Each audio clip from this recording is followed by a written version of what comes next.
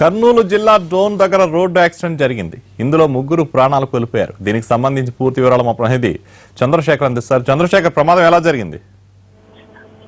కళ్యాణ్, డోన్ మండలం Dorapalli cross stage వద్ద NH-44 పైన కొద్దిసేపటి క్రితమే కంటైనర్ లారీ ఇన్నోవా ఢీకొని ముగ్గురు అక్కడికక్కడే చనిపోయారు. చనిపోయిన వారు అనంతపురంకు చెందినవారు.